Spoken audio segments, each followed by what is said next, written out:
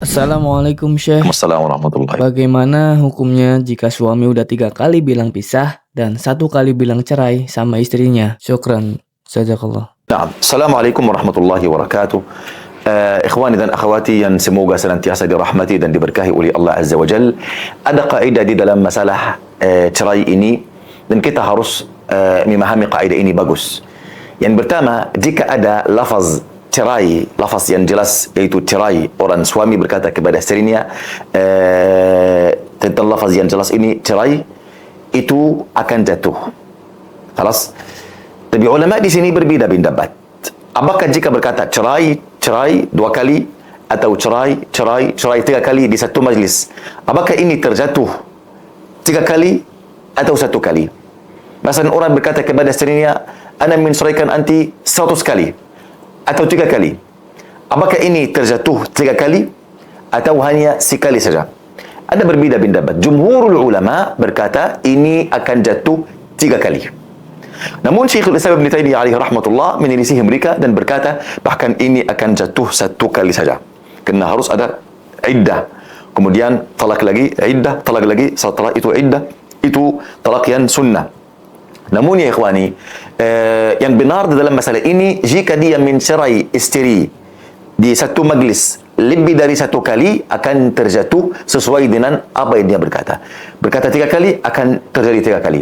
5 kali, akan terjadi 3 kali kerana dia hanya memiliki 3 kali saja. Faham?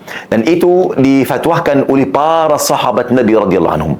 Saya sudah membahas masalah ini, hampir lebih dari 10 sahabat Nabi menjadikan cerai lebih dari 1 kali akan terjadi sesuai dengan bilangan orang yang menceraikan. Masalah 3 kali akan 3 kali, 100 kali akan 3 kali, 1000 kali akan 3 kali. Bahkan ada orang berkata kepada Abdullah bin Abbas, saya menceraikan istriku 5000 kali. Kata beliau, itu sudah bisa dari engkau. Faham? Namanya bainunah kubra. Tidak boleh dia kembali kepada engkau kecuali dia sudah nikah orang yang lain. Faham? Itu cerai jika dengan lafaz yang jelas. Tayyib. Yang lain, kaidah yang kedua, jika cerai dengan lafaz yang tidak jelas, seperti apa? Bisa, atau keluarlah dari rumahku, pergi ke rumah orang tuamu, atau kita sudah berpisah. Ini namanya cerai tapi tidak jelas lafaznya, namanya bilkinayah. Apa hukumnya ikhwan dan akhwati? Hukumnya jika jelas tidak jelas, jika lafaz di sini tidak jelas, maka harus kita kembali kepada niat seorang suami. Apa niat engkau jika engkau berkata bisa 3 kali? Jika niat engkau bisa di sini artinya sudah cerai, paham? Artinya bisa 3 kali, artinya terjatuh talak 3 kali. Jika apa? Niat suami pada saat itu bisa di sini artinya apa?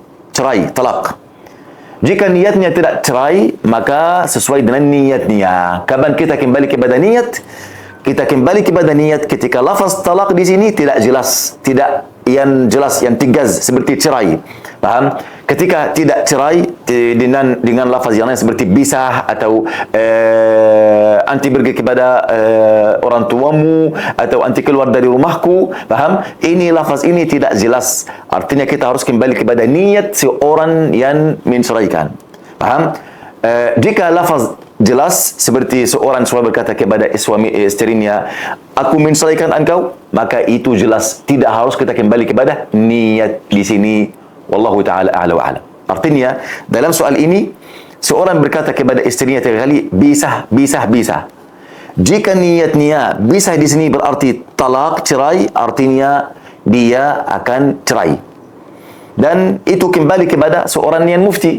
Kalau saya berfatwa masalah ini, saya melihat cerai ketika di satu sekali masalah dengan 3 kali, masalah satu majlis berkata bisa dengan niat cerai di satu majlis, itu berarti akan terjatuh 3 kali cerai. Artinya harus bisa, namanya bisa yang besar, artinya bainunah kubra. Tidak boleh dia akan kembali kepada suaminya lagi kecuali dia nikah seorang lain. Kemudian jika dicerai dari beliau, bisa kembali kepada orang yang pertama. Ini wallahu taala a'la wa a'lam, wa sallallahu wa sallam wa barak ala nabiyyina Muhammad. Alhamdulillahi rabbil alamin.